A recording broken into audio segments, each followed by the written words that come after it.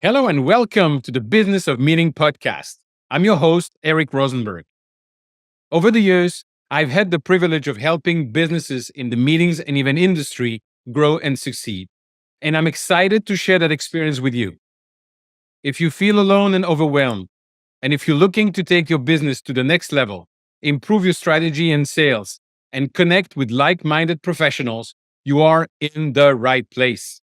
I invite you to visit eventbusinessformula.com and join our community of event business owners dedicated to exponential growth.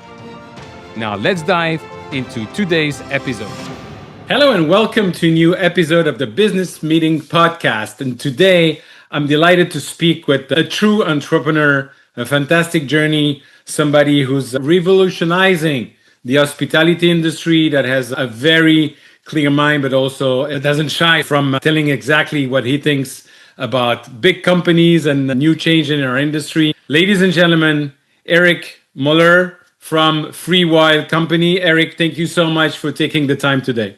Yeah, I appreciate you having me on. I'm excited to dive into this with you. Yeah, I wrote something you post on LinkedIn about Airbnb and how they're changing the model and changing the industry.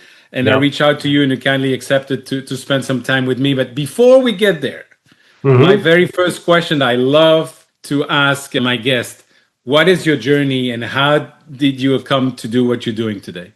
There's a lot behind the entrepreneur story. I originally from New Jersey, grew up in a blue collar family, construction, all of that, and my journey was kind of laid out for me. I wasn't really good in school, all that stuff. So I was kind of bred into the construction world. So I was a carpenter for a little bit and joined the carpenter union, the whole thing. And through that process, I was also introduced from a mentor of mine, was introduced to Rich Dad Poor Dad when I was 18 years old. I think I read that book for the first time.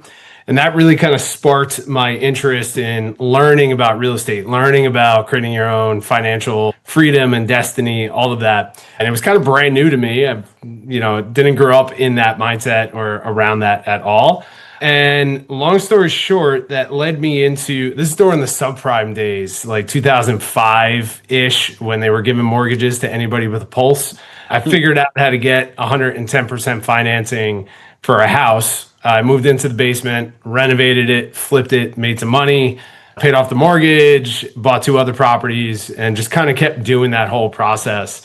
So I got into house flipping, which led me into apartment buildings. So I was buying small little apartment buildings throughout New Jersey, but I kind of got sick of the model. I got sick of dealing with those problems. I wasn't excited about the asset, and I've always been interested in design. I've always been interested in cultivating spaces and things like that. And around 10 years ago, which is crazy to think about, around 10 years ago, I was invited to San Diego, where I live now, for a mastermind. And while I was here, I met a real estate investor.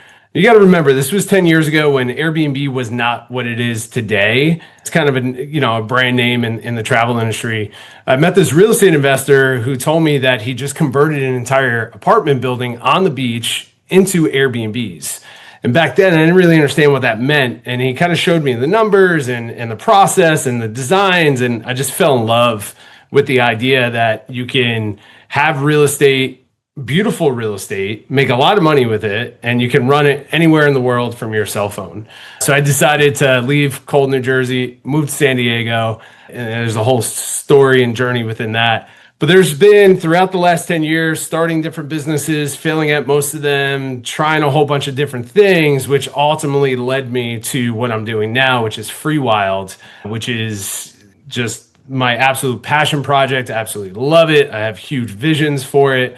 But now we're starting to grow Freewyld, which is a hospitality brand. And the vision behind this is that we want to bring design forward cabin to the everyday traveler to help them disconnect from technology. And the goal is to start opening these up around the world. So we have our first location in Idlewild, California, which is a small mountain town. And then through that as well, we've launched a couple other services and some other things. So there's a lot in that story, but that's kind of the 30,000 foot view of it. Wow. And I love stories. And you just say something that triggered my mind and my curiosity is that you moved to San Diego and you said there's a whole story to that. Yeah. What is the story? Yeah. So back when I got invited to, it's so interesting because, like, you set out to create these goals, and as you pursue certain goals, sometimes you get lost in pursuing a goal that's not really what you're meant to do or doesn't fulfill you, and it's more of a negative than it is a positive, right? So what I mean by that is this was when I was flipping houses and we were starting to buy apartment buildings. Like, that's always been the dream from when I was 18 years old to get to that point. But I was working with people I did not enjoy working with. They were just really negative, bad character human beings. We were buying properties and running properties in really bad areas of New Jersey. And I was surrounded by individuals that were just not really helping me be the best version of myself, right? So I found myself, I was 300 pounds. I was, not alcoholic, but drinking a lot, eating like crap, sleeping like crap. And, I was making money and living the dream, but I was clearly unhappy about it. And when I decided to move to San Diego, I got accepted into what's called the Epic Entrepreneur House, which was a 6-bedroom house in San Diego that a group of entrepreneurs, startup entrepreneurs, came together to create a hub where roommates would live together, support each other on growing their businesses. And it was absolutely life-changing for me. So I moved from New Jersey to California, didn't know anybody out here, moved into this entrepreneur house, which was like a mastermind incubator type of situation, and just kind of tore all my belief systems apart. And I started really building a business from the ground up, and then building myself as a CEO from the ground up and really learning that. And I've had a 180, like focusing on health, focusing on conscious leadership. And yeah, it was completely life-changing for me. So yeah, it was amazing. Sometimes you gotta dive all in and just kind of risk it all to find something new, to find the higher version of yourself. Wow. And you know what? Thanks for sharing that. I'm glad I asked the question because it's a beautiful story. So how many years did you live there, and how did you decide that it was time for you to live that environment?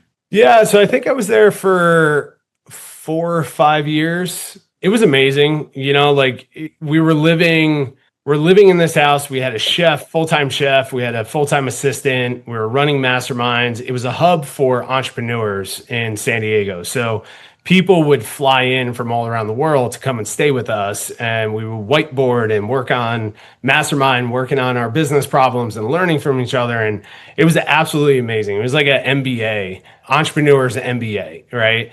And there were some incredible companies that have come out of that. So, you ever hear of the soap company, Dr. Squatch? No. Okay. It's one of the largest men's brands in the world right now. Wow. That came out. He was a roommate of mine, and he launched it a couple of years before he moved into the house. And my point is, like, there's so many different success stories that came out of that group, out of that house. For me, I think I was ready to kind of move on from there because it was pretty intense, right? Like, you're in it all the time, growing your businesses, and it was a 24/7 focus. And then it was time for me to kind of move on. So, but it's great. The house is still going. People can check it out. They have an Instagram page. I think it's called the Epic Entrepreneur House, or Epic Entrepreneur House on Instagram. There's 6 roommates that are still living there, still doing the thing. It's been going on for about 10 years now, which is kind of crazy. Wow. And so you decided to leave, and you had this idea for Freewyld, or what was this, anything in between the two? Yeah, there was a couple of things. So when I first got into Airbnb, what I was doing was I was partnering with real estate investors, and I was leasing all of their vacancies around San Diego. And I would get their permission to stage it and then re-rent it back out on Airbnb. And that model is called rental arbitrage, worked extremely well at the time. We were making a lot of money doing it and growing that business. And then we moved into property management, where instead of leasing it, we would just manage the Airbnbs for other people. And that whole process, we learned that the industry was growing. So we also invested into developing an educational company where we were helping people start Airbnb businesses and grow Airbnb businesses. So the majority of my Airbnb experience has been around that. Through that process, I really learned what I loved the most, which was one, owning the real estate. I'm a real estate investor. I want to own the real estate. The other businesses, I wasn't doing that. Two is I wanted to create a brand that is generational. It's something that people would reach out to and connect with. And it wasn't just the Airbnb, it's something within its own field. It's something that will stand out. And I wanted to design properties that were timeless, that had soul to them. I was just like, I'm so sick of like the cheap Airbnbs that, people just stage it with IKEA stuff and, it says live, laugh, love on the wall. And it's just like, I'm just so sick of those things. I think I've seen one of those. We all have. I want something with soul. I want something that makes me feel something when I check into this property. I want it to like help me disconnect from all this stuff. So I launched Freewyld out of necessity, something that I was seeking for myself. It was during COVID, during all the elections and civil unrest that was happening at the time in 2020. And I was sitting in Utah. I rented this beautiful mountain house in Utah. Crazy, crazy times. I was just glued to my cell phone all the time. Like all of us were just glued to like what's happening in the world. And I remember my friends came out to visit and we were supposed to disconnect and go hiking. But I looked up, we were sitting around the campfire in this beautiful mountain view. And I look up and everyone has their head down looking at their cell phones, looking at the same stuff that they were looking at home. And I'm like, why are we here? What are we doing if we're still tied into this chaos that's happening around the world? So I got pissed off. I grabbed everyone's phone. I threw it into a box and I just said, hey, we're going in wild mode. We're disconnecting. We're going to reconnect with each other and we're disconnecting. And that was the spark behind Freewyld, of creating these beautifully designed cabins in nature that's easy to get to. So our cabins are within a 2-hour drive of metro areas, but they're all designed to help people put their phones down, lock them away, and be present in the space, right? So all of that kind of spawned the idea. I took my time building it.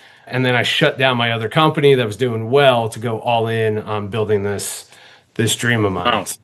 Wow. Why not trying, as maybe too many entrepreneurs do, is having somebody else running the first business and going all in the second business? I wasn't passionate about the first business, right? Okay. I pursued it for money, which is not bad. There's nothing wrong with that. Entrepreneurs and capitalists, like, you don't have to be super passionate about what you're doing as far as the product. But if you're pursuing it for financial freedom, that's completely fine. But I found myself back where 10 years prior, the first story I shared of like, I found myself pursuing money, but unhappy and unhealthy. I found myself in that position again during 2020. Where I was running this company that was doing well. We were doing a couple of million a year and had the opportunity to really double the business that year. But I wasn't willing to put in the effort that it needed to get to that point. And no matter what the number that my partner showed me, he's like, all right, what if we did 10 million? What if we did 15 million? Would you want to pursue this? Will this make you happy? And I'm like, man, I just don't want to do this anymore. Right? Like we got involved in this business that I wasn't passionate about. I'm like, I really want to do this thing. And when I was talking to my wife and she's like, if you could only do one thing the rest of your life from now until you're 90, what's that one thing? I'm like, all I want to do is build these awesome design forward cabins in nature. Like that's all I want to do. I'm like, I don't care the size of the business. I don't care if it's, if I only do it once or if I scale a global company. I just want to do that. So I stepped down as CEO for my other company, and we actually are just now shutting it down. We allowed it to kind of phase out over time, but I stepped down as CEO to go all in as CEO for Freewyld. Wow. So the concept, I love the idea, but what is it then? When you arrive, there's a box for the phone, or you have technology that actually is completely cutting off all the network? Because with Starlink and everything, you can be anywhere in the world now. So how do you do that? Yeah, no, that's great, man. That's version 2 of Freewyld, is building technology to disconnect, right? So right now, what we did was I wanted to test the brand, launch the brand, test the thesis essentially. So we found, in my opinion, the perfect property to do this in a small mountain town that's 2 hours from LA and San Diego. So it's a perfect, beautiful drive to the small mountain town called Idlewild. And it had 4 cabins on it. We bought the 4 cabins and we bought all the surrounding property to it. And right now we have something called the Wild Box that is at each property. It's simple pine box that has a couple of things that are in there, but we're inviting you into wild mode when you get to our property, right? So when you show up to a Freewyld, we're not trying to force you out of technology. We invite you into disconnecting. So we have experiences when you lock your phone away. We kind of walk you through a couple of things that you can do without your phone. This is version 1, and we also built that into our property. So if you go down into Wildwood Park, which is about an acre of land that we converted for our guests, each little area, we have like a stargazing net, we have a fire pit, we have all these fun little things, but they all have wild boxes there for you to lock your phones away. So you're not in your phone while you're in the mountains. Really, what's the point of that? Version 2 of this is that we're working on now building additional cabins on the property.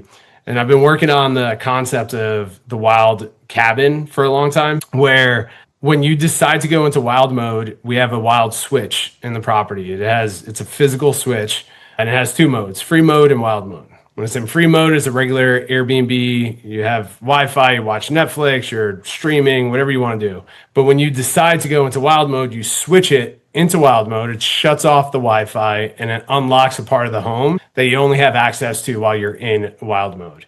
We have a process for you to lock your phones away, and then we reward you with a unique experience that you'll only have when you don't have your devices with you. Freaking brilliant. It's fun. It's fun. It's I love it. People need it. People need it. Everyone's addicted to their phones. So Absolutely. we can help with that just a tiny bit. It's something that we just absolutely love, and that's our mission. And I love that the reward for those who are doing that. Actually, the first time I saw that is an amazing group called MMT, Mastermind Talk, that Jason Gaignard started. You know about it? Yeah, I'm familiar with them. Yeah. Yeah. So I've been going there for several years now. I just love it. This is the first time I saw it. You arrive in the plenary room, besides the fact that they've done a lot of work to see who you're going to be seated next to. You have those pine box where you put your phone and switch off your phone and be focused on the speaker. Yeah, it's important. Yeah, absolutely. It's like I see I remember going to the concert of Prince in Brussels. Prince, like the Prince, and I see now people going to concert, and I love EDM, and they just with their phone. Is that how do you enjoy the experience if you're on the phone all the time? But yeah, I guess it's something that. Hold on one second. So this, for anyone who's watching the video here, this is called the Yonder bag. Have you seen these? No. Oh man, these are so cool. So this company is called Yonder, Yondr, and they make these little pouches. They're just a regular pouch, but they have this magnetic lock on the top here, right? And so we're going to be partnering with this company to get like branded Freewyld bags at our properties. So what you see a lot at concerts now, you see it at schools, you see it at comedy shows. Like if you go to Joe Rogan's new comedy club, you can't have your cell phone with you. You're not allowed to have that. So what they do is they give you a Yonder bag when you enter in, and you lock your phone away, and you can hold the phone with you, but you don't have access to it, right? Because you have this lock. But then they have these little metal lock devices all around the exits of the property where you tap it and it unlocks and you get your phone back, right?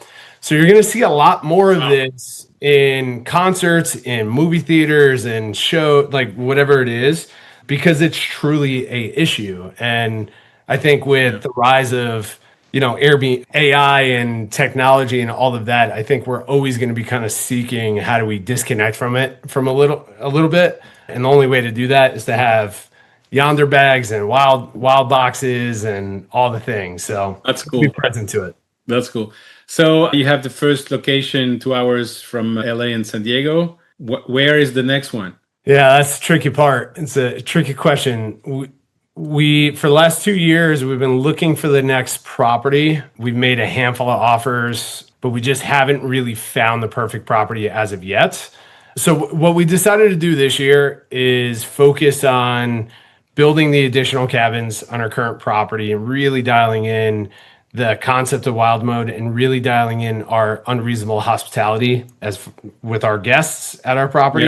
Yeah. And then we're also growing our service side of the business, the revenue management side of the business. So that's our focus for this year. And then next year, we want to expand into our second location. So we're looking for old campgrounds, old cabin communities. But the goal, as of right now, would be on the West Coast of the States within 2 hour drive of a metro area, large metro area. Got it. So, you mentioned the concept of unreasonable hospitality. Is it linked to the book of Will Guidara, or is it?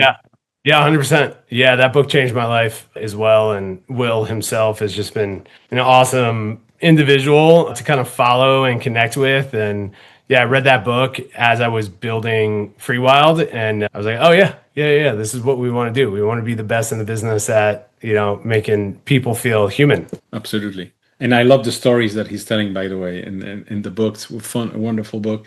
That gets me to why I reach out to you first, which is what you said about Airbnb and they changing the model and it's completely different now. Can you elaborate a little bit on that? Yeah, for sure. So Airbnb just did their summer release. So a couple times a year, they'll do a update to the platform or, different features, things like that. And building up to the summer release, they were saying that this was going to be the most impactful release they've ever done. And I just knew that the industry was going to either love it or hate it. So I was just waiting for Brian Chesky to release it. So yeah, I got up early to read the release immediately. And I shared my opinion on this, and the post went viral, which was pretty cool because, we just had some awesome conversations with some people. The whole concept behind this is that they're going deep into experiences. So Airbnb is changing they have changed their entire app to become the app for everything. So when you want to experience, if you're going to San Diego, not only you're going to Airbnb to book the property, but you're also going there to book your travel experiences, the restaurants that you want to go, or the chef that you want to hire, the transportation, any type of experience that you want to have in that area, you're booking it on Airbnb, right? So, and there's a lot more to that, but that's essentially like the high level that they're investing heavy into experiences.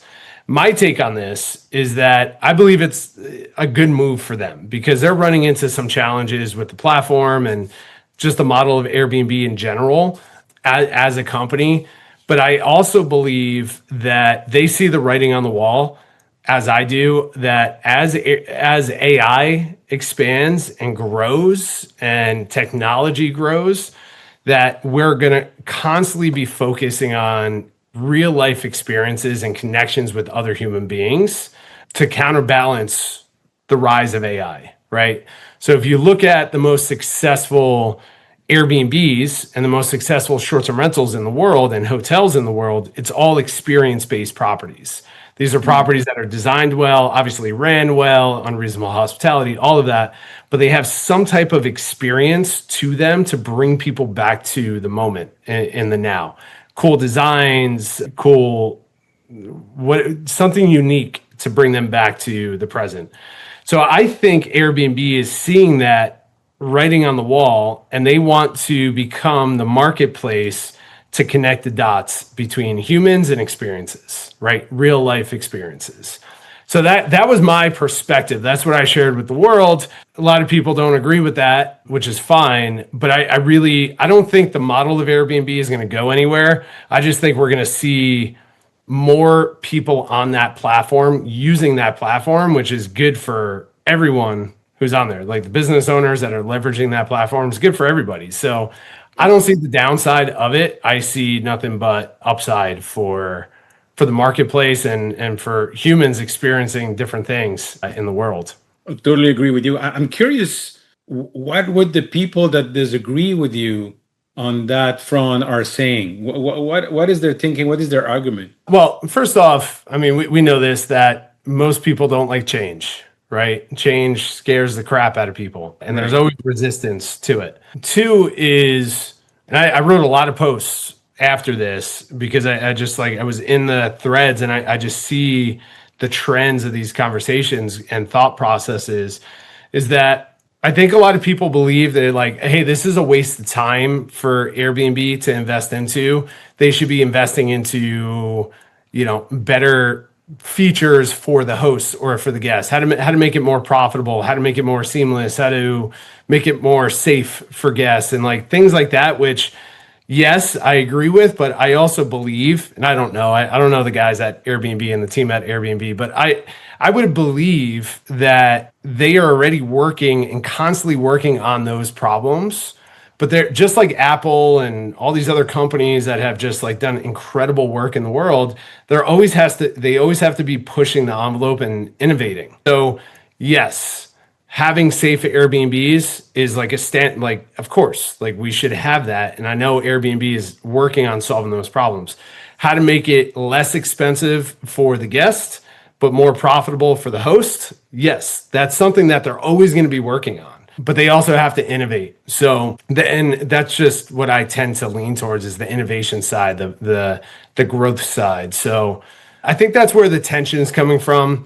Plus, Airbnb a few years ago launched something called Airbnb Experiences, and it just didn't do as well as they hoped. And I think that people are afraid that this is going to be one of those kind of reliving that failure, if you will, for Airbnb and their experiences. But to me, I just see something different. I'm excited about it. I like to see more people on that platform and creating more business and connection between humans. So I see it as a positive. Yeah, and I totally agree with you. And when it comes to the human aspect of everything to counter the technology, and I love the technology, to your point, that there's amazing interview of Jeff Bezos last year who was asked, how do you plan for Amazon for the next 10 years with all the change and everything? And his answer was phenomenal. He said, I'm actually focusing on what is not going to change. Nobody's going to come and tell me, Jeff, the product is coming too fast. I want to wait a month. And nobody's going to tell me it's too cheap. I want to pay more. And so I'm focusing everything like that. And to your point, I'm totally convinced that more and more people want to come together and want to have unique experiences. And that's actually for the meetings and event industry and the hospitality industry, that's a great future that in front of us. I agree. I mean, like everything. I mean, look, I say this all the time is like, I don't mean to demonize technology at all. I love it. It's changed my life. It continues to change my life. I get to meet incredible people and have these awesome conversations all around the world every single day. It's freaking mind blowing. But I also, when I do, like, I love this podcast, but it'd be freaking awesome if I was sitting in the office with you right now, having this experience talking, face to face, right? There's a different experience to that, right? And there's different things that we lose with this barrier of this screen in front of us, of just the human aspect of it, right? So it's like, as technology grows, this is where I'm putting my money on it, is like, as technology grows, it's going to be freaking amazing. It's going to change the world, but it's also going to force people to connect with each other more, right? And seek out these real world experiences. So I think the people that are in the companies and brands and products that are leaning into that are going to do extremely well. And it's not to demonize technology, it's just to counteract the negative side or overuse of technology, right? So that's what I'm betting on. And it's also something I'm just super passionate about. When I tell people about Wild Mode, everybody from kids to the elder, they all have problems with technology, with using their devices too much. So absolutely. Yeah. And I realize myself that I'm spending too much time. When one of my daughters is sending me a reel, I watch it. And an hour later, I realized that the algorithm showed me more than an hour. But on the other hand, when I see my little one is 15, and one day I asked her, what are you doing? And said, I'm talking with my friends.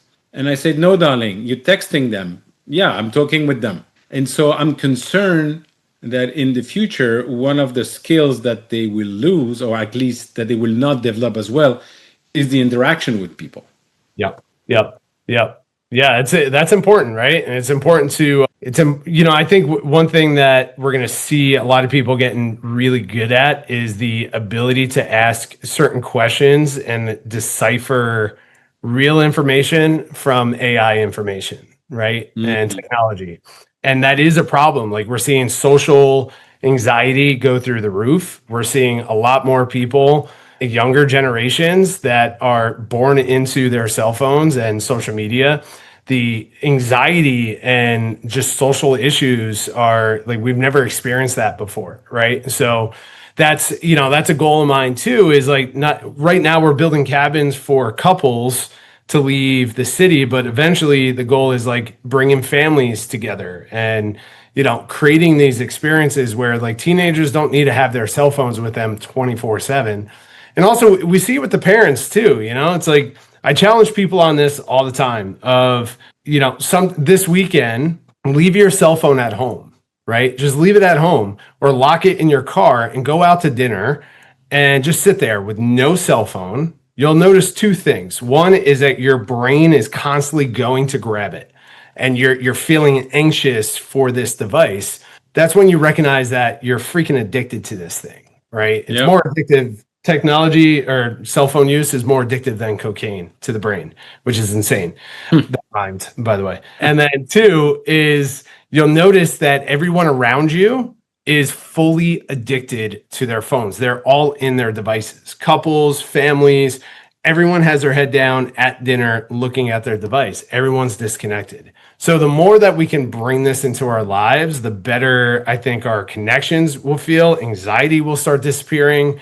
And I think it's important for people to get bored again because that's where we get creative. That's where we get, Amen. Get out there in the world. Absolutely. If people want to come to your cabin, what is the website? Freewyld.com. So FREEWYLD.com. We're in Idlewild, California. So it's right outside of San Diego and LA. Wonderful. Eric, thank you so much for taking the time today. Fascinating. And I really sincerely hope that we can be in the same room one day and continue this conversation. My last question is, in 1 year, if we meet together with a bottle of champagne, what type of world are we going to celebrate? Oh, I love that question. Do you ask everyone that question? Yes. I love Actually, that. I got it from Jason. Oh, okay. Yeah. What kind of world are we going to celebrate? I love that. I love that question. Look, I think in a year from now, I know my world, and this answer might be through my filter, which is constantly growth and positivity, right? I just always default to that. So I do see a positive world, right? Like in a year from now, I'm going to be a father for the first time, which is going to be amazing. So I'm looking forward to that. Congrats. Thank you. Yeah. Leader of this like incredible company that we're working on. And I really do think that we're going to see more peace in the world in a year from now. And two, my hopes is that we're all leaning more towards disconnection of cell phones and connection with the human side. So I don't know if that's the best answer you ever got, but that's what I lean towards. Wonderful. Thank you. Actually, I usually ask, what are we going to celebrate? But I don't know why. Today I said, what kind of world are we going to celebrate? And I even prefer that question. And I love your answer and I love everything you're doing. And I look forward to meeting you in person one day. Yeah, it's going to be awesome. Thank you, Eric. I appreciate your time. Thank you for tuning in to the Business of Meeting podcast. I hope you found today's episode valuable. If you enjoyed the show, the most important thing you can do is leave a review and share it with your colleagues. It really helps spread the word. I truly appreciate your support. And if you're ready to take your business to the next level, don't forget to visit eventbusinessformula.com to learn more about how we are helping even business owners like you. Thanks again for listening, and I'll see you next time.